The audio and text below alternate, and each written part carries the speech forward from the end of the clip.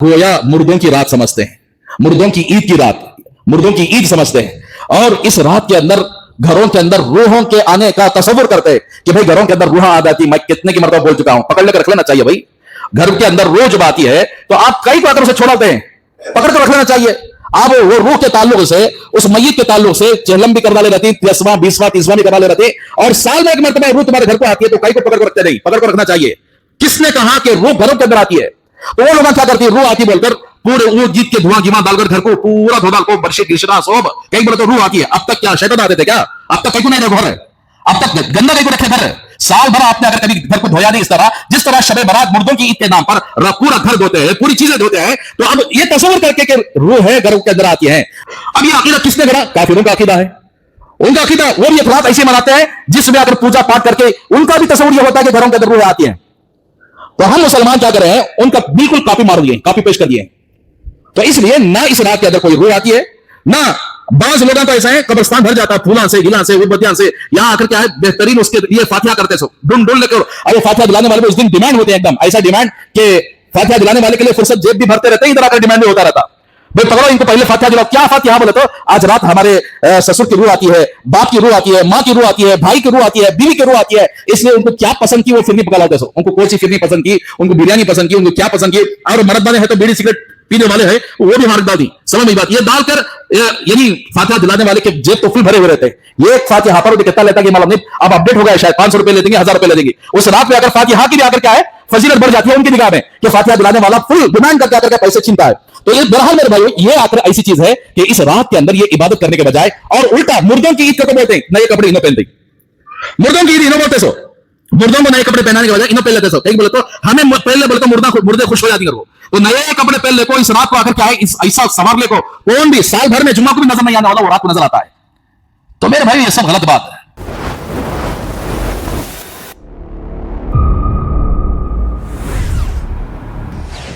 शाबान का दूसरा जुमा है, शाबानुल मुअज्जम का दूसरा जुमा है, और 2-3 दिन में इंशाअल्लाह शबे बारात भी होगी।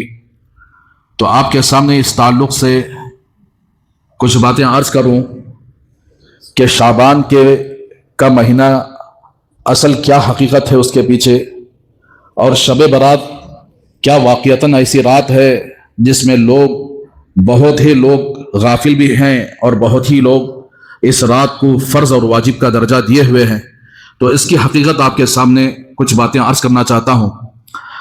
शाबानुल मुअज्जम एक ऐसा महीना है जो रमज़ान से मिलकर है, यानी इसका मिलना रमज़ान से है। और एक तरफ रजब का महीना है, एक तरफ रमज़ान का महीना है, दरमियान में शाबान का महीना है। तो किसी चीज को किसी चीज से निस्बत हो जाती है तो फिर वो चीज भी कदर के लायक हो जाती है।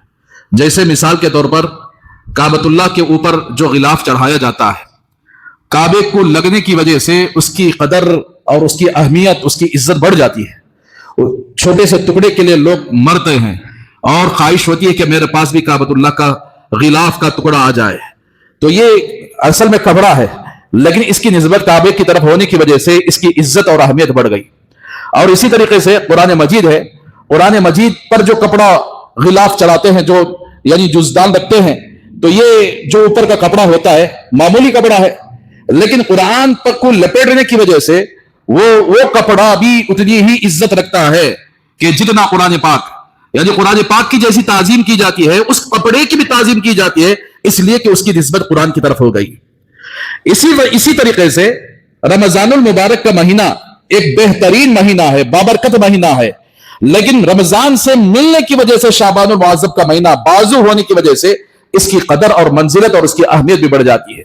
इसीलिए रसूलुल्लाह सल्लल्लाहु अलैहि वसल्लम हज़रत आयशा सिद्दीक़ा रज़ी अल्लाह तआला अन्हा फरमाती हैं कि मैंने रमजान के बाद रसूलुल्लाह सल्लल्लाहु अलैहि वसल्लम को अक्सर नफिल रोजे रखते हुए नहीं देखा सिवाय शाबान के।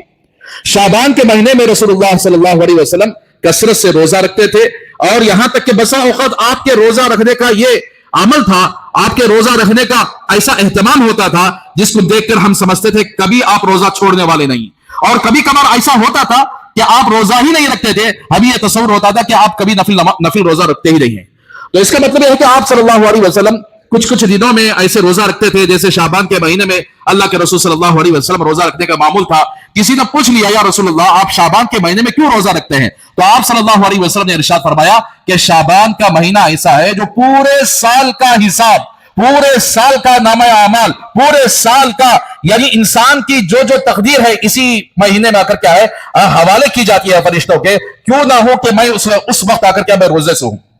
تو اس سے پتہ چلتا ہے کہ یہ وہ مہینہ ہے جس میں ہم سب کے ایک سال کے اعمال، ایک سال کی تمام چیزیں فرشتوں کو لوح محفوظ سے حوالے کی جاتی ہے. اسی وجہ سے اللہ کے رسول صلی اللہ علیہ وسلم نے اس مہینے میں روزے کا اہتمام فرمایا کرتے تھے. تو اب سوال یہ ہے کیا ہم لوگ کتنے دنوں تک روزہ رکھ سکتے ہیں؟ تو اس کا جواب یہ ہے کہ شعبان کی 1 تاریخ سے لے کر شعبان کی 15 تاریخ تک روزہ رکھنے کا حکم ہے. یعنی آپ روزہ رکھنا چاہتے ہیں تو روزہ رکھ سکتے ہیں، نفل ہے. لیکن ایک حدیث کے اعتبار سے شعبان کی 15 تاریخ کے بعد رمضان سے پہلے تک نفل روزہ رکھنے سے اللہ کے نبی نے منع فرمایا. ہاں جو کوئی بندہ پیر جمعرات کا روزہ رکھ لیتا ہے اس کے لیے تو کوئی معاملہ نہیں ہے. لیکن 15 شعبان کے بعد کوئی نفلی روزہ رکھنا چاہتا ہے تو اللہ کے نبی نے اس کو منع فرمایا، اس لیے کہ رمضان کے لیے 15 شعبان کے بعد بالکل کھا پی کر اپنی صحت بنا کر رمضان کی تیاری کرنے کا حکم فرمایا ہے. 15 شعبان کے بعد نفلی روزے رکھنے کا حکم نہیں ہے. تو اس سے پتہ چلتا ہے کہ شعبان کا مہینہ اللہ کے رسول صلی اللہ علیہ وسلم نے خود آ کر کیا اس میں پابند تھے کہ آپ نفلی روزے رکھتے تھے. اور اسی طریقے سے شعبان کے اندر 15ویں رات، شعبان کی 15ویں رات کے سلسلے میں جس کو شب برات کہا جاتا ہے، شب کہتے ہیں فارسی لفظ ہے یہ، شب رات کو کہتے ہیں. برات یہ عربی لفظ ہے، یعنی براعت حاصل کرنا، بری ہو جانا. یعنی اس رات کو اللہ تبارک و تعالیٰ کئی لوگوں کو جہنم سے بری کر دیتے ہیں، کئی لوگوں کو جہنم سے چھٹکارا دے دیتے ہیں. تو اسی لیے اس رات کو شب برات کہا جاتا ہے. تو اس لیے میرے بھائیو شعبان کی یہ مسلم تاریخ ہے، فضیلت ہے، اور شب برات کی بھی فضیلت ہے. اب شب برات کے سلسلے میں مختصر آپ کے سامنے عرض کر لوں. شب برات، اس شب برات کے سلسلے میں کیا حدیثیں موجود ہیں؟ کیا اللہ کے رسول صلی اللہ علیہ وسلم نے اس رات کے سلسلے میں کوئی حدیث بیان فرمائی ہے؟ تو دیکھیے شب برات کے سلسلے میں 3 طرح کے لوگ ہیں. یعنی شب برات کو ماننے نہ ماننے، شب برات کی حقیقت کو تسلیم کرنے میں 3 طرح کے لوگ ڈیوائیڈ ہوئے ہیں. سب سے پہلی چیز، حق والے لوگ وہ ہیں جو شب برات کو معتدل مانتے ہیں، یعنی یہ مستحب رات ہے، عبادت کرنے سے ثواب ملتا ہے. میں آگے آخر میں بتاؤں گا. 3 قسم کے لوگ ہیں. ایک قسم کے وہ لوگ یہ ہیں کہ اس رات کو، اس کی فضیلت کو مانتے ہی نہیں، کہ بھئی اس رات کی کوئی اہمیت نہیں. کئی بولے تو نو عرب میں دیکھ ڈالے، تو عرب میں جو ہوتا وہ یہاں کرنا کہتے ہیں. عرب سعودیہ عرب کو دیکھ کر یہ لوگ فالو کرتے. سو بھئی اگر یہ رات حقیقت میں تسلیم والی رات ہے، فضیلت والی رات ہے، تو پھر عرب میں کیوں اس رات کی اہمیت نہیں ہے؟ یہ ایک سوال ان کا ہے. تو اس کا جواب یہی ہے کہ جتنے اعمال ہم لوگ یہاں انڈیا میں کرتے ہیں عرب میں نہیں کرتے. بہت سارے اعمال تو عرب جو کرے وہ ہمیں کرنا چاہیے، عرب نہ کرے ہمیں نہیں کرنا چاہیے. ایک حدیث لا کر دکھا دو. اللہ نے قرآن پاک میں یہ فرمایا وما آتاکم الرسول فخذوہ وما نہاکم عنہ فانتہوا. رسول جو دے اس کو لے لو، رسول جس سے منع کرے اس سے رک جاؤ.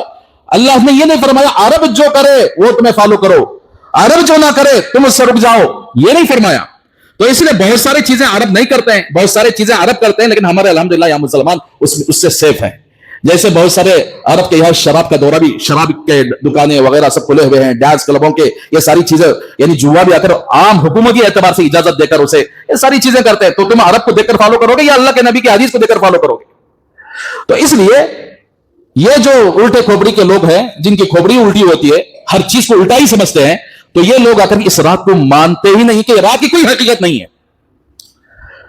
ایک قسم کے وہ لوگ ہیں، وہ انہی لوگوں کو غیر مقلد کہا جاتا ہے، اہل حدیث کہا جاتا ہے. یہ تو ایک دم اوور صحابہ سے بھی آگے بڑھ کر ان لوگوں کے دماغ نعوذ باللہ من ذالک، تو صحابہ کو یہ انگلیاں بٹانے والے. دوسری قسم کے وہ لوگ ہیں اس رات کو اتنا بڑا درجہ دے دیے ہیں، ان کی نگاہ میں فرض کی کوئی اہمیت نہیں، ان کی نگاہ میں واجب کی کوئی اہمیت نہیں، ان کی نگاہ میں سنت کی کوئی اہمیت نہیں. اس رات میں آئے عبادت کر لیے تو سمجھ لیتے ہیں کہ سارے سال کی، تمام سال کی فرضیت انہوں نے ادا کر دیا. تمام سال کی فرضیت میں نے ادا کر دیا, اللہ مجھے یہاں سے بخشے بخشائے باہر نکال رہے ہیں. تو یہ دوسرے قسم کے لوگ ہیں. تیسرا قسم کے وہ لوگ ہیں اس رات کو اتنا بڑا چلائے ہیں کہ اس میں رسم و رواجیں, بدعات, خرافات, یہ سب کے سب اس کے اندر داخل کر چکے ہیں. ان تینوں سے ہٹ کر ایک قسم کے وہ لوگ ہیں اس رات کو کی فضیلت کو مانتے بھی ہیں, تنہائی میں عبادت بھی کر لیتے ہیں, اللہ کو منا بھی لیتے ہیں, اور اس رات کا جو درجہ ہے مستحب کا اسی کو اس کا درجہ دیتے ہیں, نہ آگے بڑھاتے ہیں شریعت سے نہ گھٹاتے ہیں, اس کو تسلیم بھی کرتے ہیں, اللہ کی رضامندی کا ذریعہ بھی سمجھتے ہیں, اور اس میں عبادت بھی کر لیتے ہیں اور آرام بھی کر لیتے ہیں.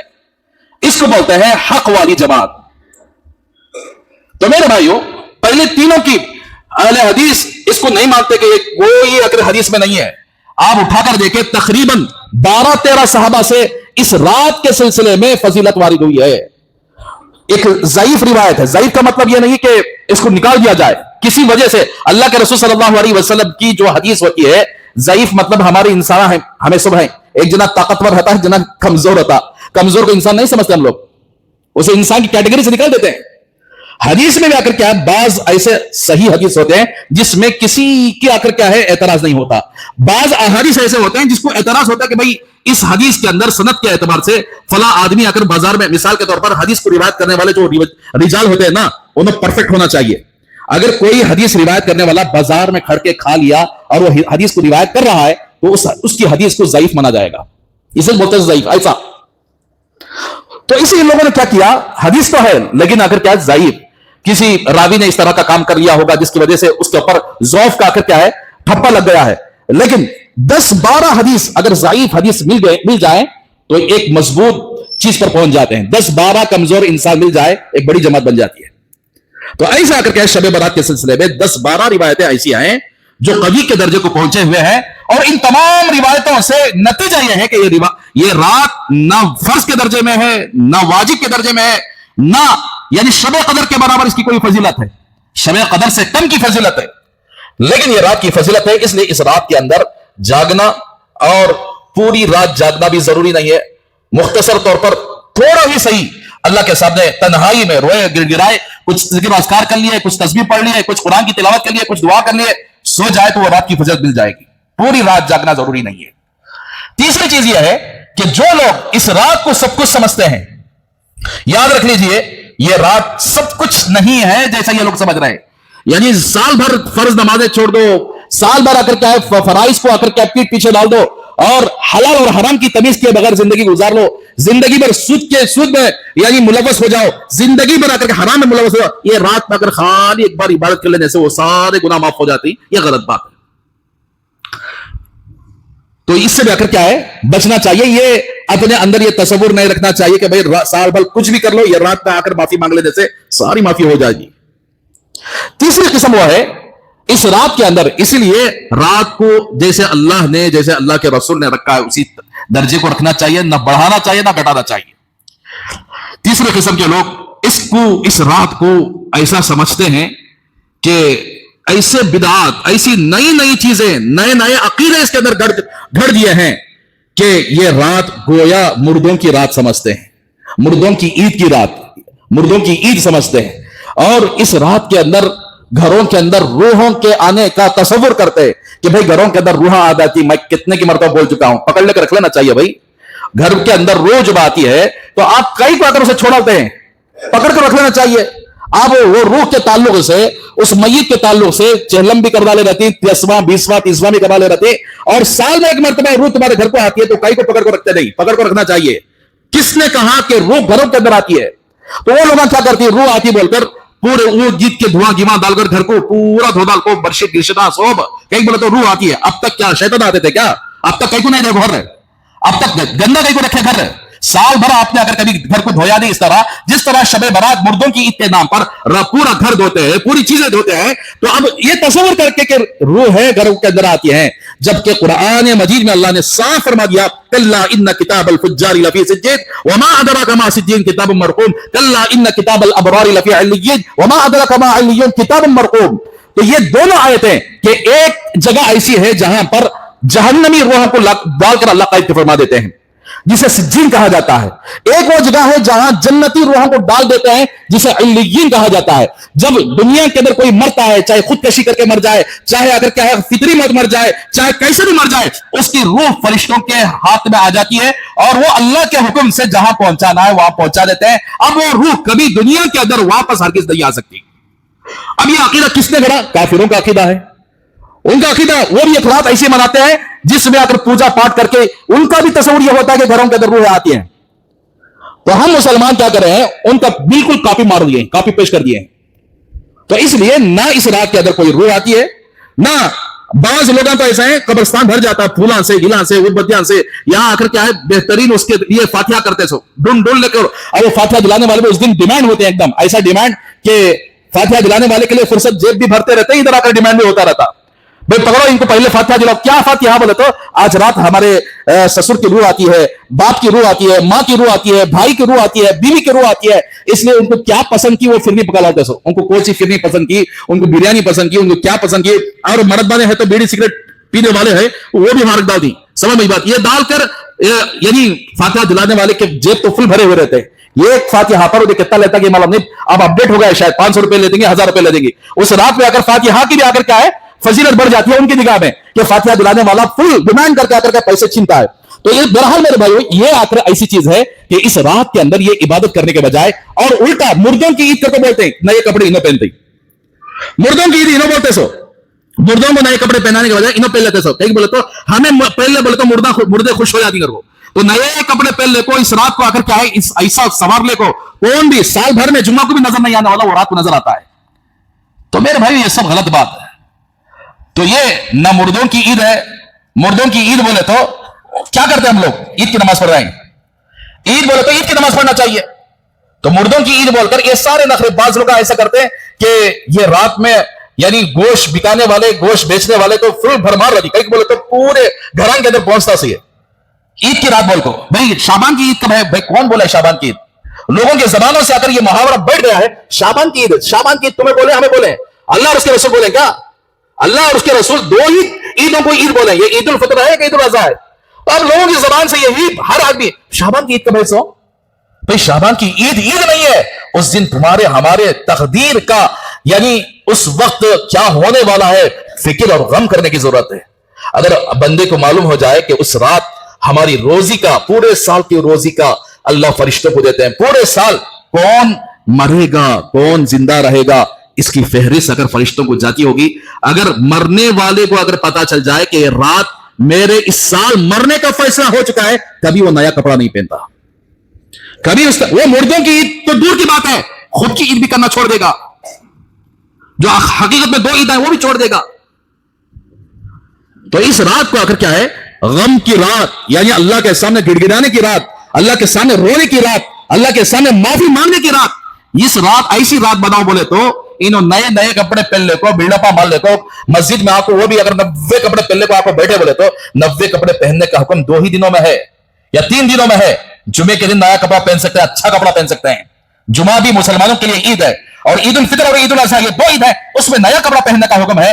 باقی شب برات میں, شب قدر میں, کسی بھی رات میں آ کر نیا کپڑا پہننے کا حکم نہیں ہے. اس لیے کہ شب برات کے سلسلے میں اللہ کا واسطہ ہے کہ پتہ نہیں اس رات کو کیا کیا ہونے والا ہے, اور یہ سب آ کر فرشتوں کے ہاتھ میں آئے گا. پورے سال میں کیا کیا کسے روزی ملنے والی. اسی لیے اللہ کے نبی نے فرمایا اس رات کو اللہ تبارک و تعالیٰ آسمان دنیا پر آتے ہیں اور اللہ سوال کرتے ہیں کوئی مانگنے والا مجھے ماں کو میں دوں گا, رزق ہونا ہے کیا ماں کو دوں گا, کوئی پریشانی ہے بولو پریشانی کو دور کروں گا.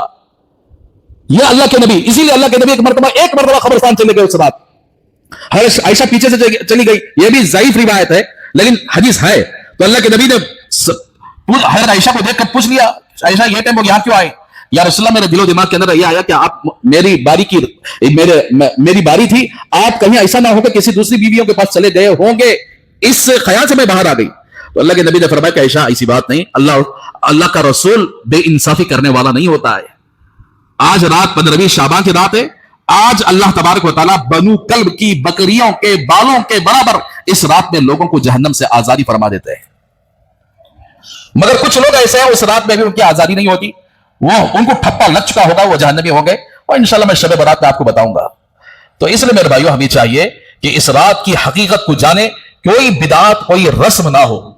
کہیں ایسا نہ ہو خدا نخواستہ آپ نے کوئی بدعت اختیار کر لی، یعنی ایسی بدعت اختیار کر لی جس سے اللہ ناراض ہو گیا، اور خدا نخواستہ اس سال آپ کے مرنے کا ڈیٹا بھی فرشتوں کو سونپ دیا گیا، آپ نے توبہ نہیں کی، سیدھا ایسے ہی موت آ گئی، تو سیدھا بدعت اختیار کرنے والوں کو کوئی جنت ملنے والی نہیں ہے۔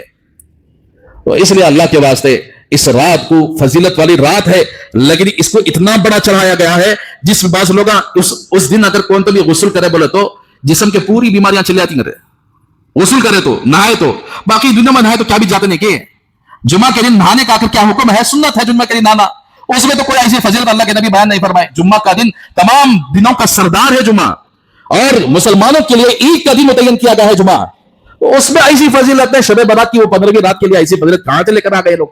تو اس لیے اس رات کے اندر کوئی خاص عبادت نہیں ہے، کوئی خاص عمل نہیں ہے کہ فلاں پانی ہے تو ایسا ہو جاتا، فلاں کپڑے ہوئے تو ایسا، یہ سب کے سب بدعت اختیار کرنے والے ایسے لوگ جن کا شریعت سے کوئی تعلق نہیں، ایسے لوگ ہی یہ کام کرتے ہیں۔ تو 15 شعبان کی رات کون سی عبادتیں کرنا ہے؟ تو اس لیے یہ ایسے رسم و رواج اختیار کرنے سے بھی بچنا چاہیے، ایسے چیزیں اختیار کرنا جس کی وجہ سے اللہ ناراض ہو جائے تو پھر وہ رات اس کی رات نہیں روتی، پھر ہمیشہ کے لیے پچھتاوا کرنا پڑے گا۔ اور چوتھی جماعت وہ ہے جو اہل سنت والجماعت حق والی جماعت ہے، جو اس رات کو اسی طرح رکھتے ہیں جس طرح اللہ اور اس کے رسول نے رکھنے کا حکم دیا ہے۔ کچھ عبادتیں کر لیتے ہیں، کچھ آخر کیا ہے یعنی نفلیں پڑھ لیتے ہیں، کچھ ذکر اذکار کر لیتے ہیں، کچھ قرآن کی تلاوت، کچھ دعائیں کر لیتے ہیں، پھر تہجد کو اڑ جاتے ہیں، تہجد میں کچھ نوافل تہجد پڑھ لیتے ہیں، اللہ سے مانگ لیتے ہیں، پھر روزہ رکھ لیتے ہیں۔ تو اس طرح آخر کیا ہے، یہ حق والی جماعت کی پہچان ہے، اس لیے ہمیں چاہیے کہ حق والی جماعت میں شامل ہو جائیں، عبادت کر لیں، مختصر طور پر عبادت کر لیں، یا آپ یعنی معمول ہے آپ کا پوری رات بھی تنہائی میں کرنا ہے، ایسا نہیں کہ مجمع میں ہر نفل عبادت، تہجد بھی دیکھیے آپ اللہ کے نبی گھر ہی میں پڑھ لیا کرتے تھے، اور سنت و نوافل وہ بھی اللہ کے نبی گھر میں پڑھنے کا معمول تھا، گھر کے اندر اللہ کے نبی تنہائی کی عبادتیں کر لیا کرتے تھے۔ تو اس لیے ہمیں چاہیے کہ تنہائی میں عبادت کر لیں۔ اب یہ رواج بنا لیے ہیں 15 شعبان کو صبح نئے آدمی آتی، نئے آدمیاں، ان کے لیے کم از کم بھائی انہوں آتی مل کر ذرا بیان کرنا ہوتا ہے، ورنہ تو اگر ایسا جمع کرنا ایسا یہ سب کم از کم ان کے کان میں دین کی بات پڑ جائے، یہ مقصد سے اگر کیا ہے اس دن بیان کرنا ہوتا ہے، ورنہ تو نہ بیان کرنا اس وقت ثابت ہے، نہ لوگوں کو جمع کرنا ثابت ہے، لیکن ایک ہی نیت ہے کہ ان کے دل اور دماغ کے اندر اللہ کی بات پہنچ جائے اور وہ اگلے سال اگر صحیح راستے پر آ جائے۔ اس حرص کے مارے ہم لوگ کہہ رہے چلو بھائی ٹھیک ہے آ جان دے، ان کے سامنے کچھ اللہ اور اس کے رسول کی بات کر لیں گے۔ دوسری بات یہ ہے کہ شب برات رات ہوتی ہے، اس کے دوسرے دن روزہ رکھنا کیسا ہے؟ تو اس روزے کے تعلق سے بھی یہی غیر مقلدین اہل یہ کیا بھی روزہ گزار نہیں کر بولتے بھائی، روزہ ایک حضرت علی کی روایت ہے، حضرت علی سے اللہ کے نبی نے فرمایا کہ شعبان کی نصف رات میں عبادت کر لیا کرو، قوموا لیلہا وصوموا نہارہا، اس رات عبادت کر لیا کرو، دن میں روزہ رکھ لیا کرو۔ یہ روایت بھی اگر ضعیف ہے لیکن تمام روایت کو ملانے سے ایک قوی کے درجے مضبوط روایت بن جاتی ہے۔ تو اس لیے اللہ کے نبی نے فرمایا کہ رات کو آ کر کیا قیام کر لو، کچھ عبادتیں کر لو، دن ہوتی آ کر روزہ رکھ لو۔ تو اب یہ روزہ بھی مستحب ہے، فرض اور واجب نہیں ہے۔ میں آپ کے سامنے ایک رائے پیش کرتا ہوں کہ شعبان کے مہینے میں اللہ کے نبی صلی اللہ علیہ وسلم نے کثرت سے روزہ رکھا ہے، اور ایک عمل تو شعبان کے مہینے میں اللہ کے نبی نے روزہ رکھا ہے، دوسرا عمل اللہ کے نبی کا یہ تھا کہ ہر مہینے کی 13، 14، 15 یہ 3 تاریخوں میں اللہ کے نبی کا یعنی چاند کی 13 تاریخ اور 14 تاریخ 15 تاریخ یہ 3 تاریخوں میں ہر مہینے میں اللہ کے نبی کے روزہ رکھنے کا معمول تھا۔ تو میں آپ کے سامنے یہ 2 چیزوں کو رکھ کر، ایک شعبان کی 15ویں شعبان کا روزہ، 15 تاریخ کا روزہ، ساتھ ساتھ آپ 13، 14 تاریخ 2 سنتیں اس میں جمع ہو جاتی ہیں، ہر مہینے کی 13، 14، 15 ایک سنت، پھر شعبان کی 15ویں تاریخ کا روزہ رکھنے کا حکم، یہ 2 چیزیں مل جانے کی وجہ سے ڈبل ثواب ملے گا۔ تو آپ ایسا کر لیجئے کہ منگل کی رات کو شب برات ہے، منگل کو 14 تاریخ ہے شعبان کی، اور اسلامی کیلنڈر کے حساب سے رات پہلے شروع ہوتی ہے بعد میں دن ہوتا ہے، انگریزی سورج کے حساب سے اگر پہلے دن ہوتا بعد میں رات ہوتی سو، لیکن چاند کی تاریخ کا حساب لگایا جائے گا۔ اب مثال کے طور پر جمعہ کب شروع ہو گیا بولے تو کل مغرب سے شروع ہو گیا جمعہ، آج مغرب تک رہتا، آج مغرب سے پھر ہفتہ شروع ہو جاتا، ایسا اگر کیا ہے منگل کے دن 14 تاریخ ہے، اس دن مغرب سے اگر کیا 15 تاریخ شروع ہو جاتی ہے۔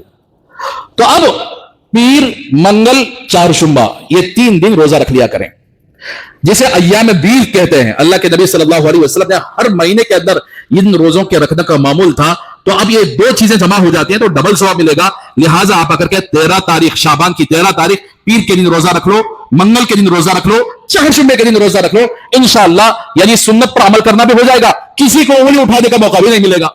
कोई अगर गैर मुखालिफ उल्टी खोपड़ी वाला कहे कि भाई 3 तारीख को अल्लाह के नबी हर महीना रोजा रखते थे, तो इस तरीके से इंशाअल्लाह कर लेंगे तो शाबान की कसरत, यानी अल्लाह के नबी ने शाबान के महीने में रोजा ज्यादा रखते थे, इस एतबार से भी ये 3 रोजे रख लेंगे तो सवाब मिल जाएगा, और अय्याम 20 के रोजे के भी आकर के सवाब मिल जाएगा। इस तरह कर लेंगे तो इंशाअल्लाह शाबान के महीने के अंदर अल्लाह तबारक व तआला जिस रात में फैसले होने वाले हैं, फरिश्तों के सामने आकर हमारी वो साल की तमाम तकदीर और रिस्क और इसी तरह मौत हयात सब कुछ अगर ट्रांसफर होने वाला है लोहे महफूज से फरिश्तों के हाथ में, तो अगर हम रोजे की हालत में रहेंगे और इसी तरह इबादत करेंगे तो इंशाअल्लाह इसका बड़ा फायदा होगा। इसकी वजह से अल्लाह तबारक व तआला हम पर रहम फरमाएंगे। तो इसीलिए ये रात को बिदअती रात ना बनाओ, ये रात को गैर मुक़ल्लिदीन गफलत वाली रात ना बनाओ, बल्कि रात को हक वालों की रात बनाओ।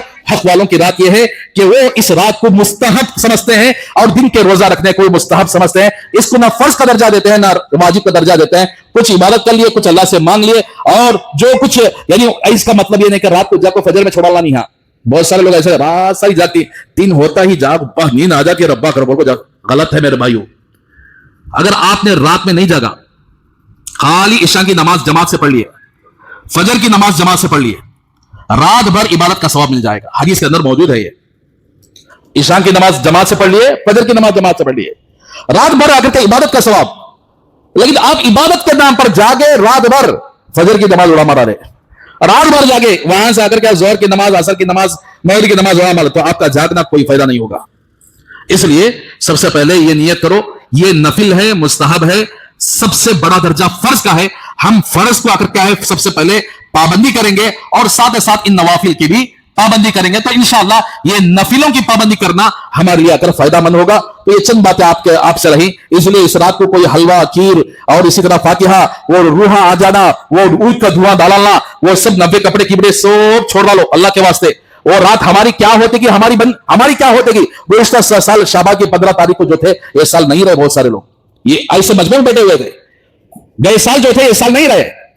इसकी फिक्र किया करो, हमारी मौत की फिक्र पड़ी है, मुर्दे चले गए कब से गई, उन्हें हवाले हो गए अल्लाह के, उनकी क्या चलती है वो अल्लाह को मालूम, उनकी हमें ज्यादा फिक्र करने की जरूरत है। अपनी फिक्र करो, अब हम जिंदे हैं, हमारी मौत किस हालत पर आएगी और कैसे आएगी, हम हमारी मौत पर अल्लाह राजी है कि नाराज है, हमारा अमल क्या है दुनिया के अंदर, क्या अमल, अगर मौत आ गई तो अल्लाह के सामने क्या अमल लेकर जाना है, क्या अमल हमने किया है, जरा अपनी जात पर गौर फिक्र कर लिया करो। ये चंद बातें करेंगे इंशाअल्लाह। और किसी भी तरह की बिदात का काम ना करो, इससे आकर क्या है तमाम इबादतें पानी में फिर जाती है, बिदात से तमाम चीजें आकर पानी में फिर जाती हैं। अल्लाह हम सबको समझने की तौफीक अता फरमाए, अल्लाह हम सबको शब बारात की हकीकत को समझकर उस पर अमल करने की तौफीक अता फरमाए। आमीन व आखिर दावाना अल्हम्दुलिल्लाहि रब्बिल आलमीन। जो हज़रात सुन्नतें पढ़ ले सुन्नत पढ़ लें।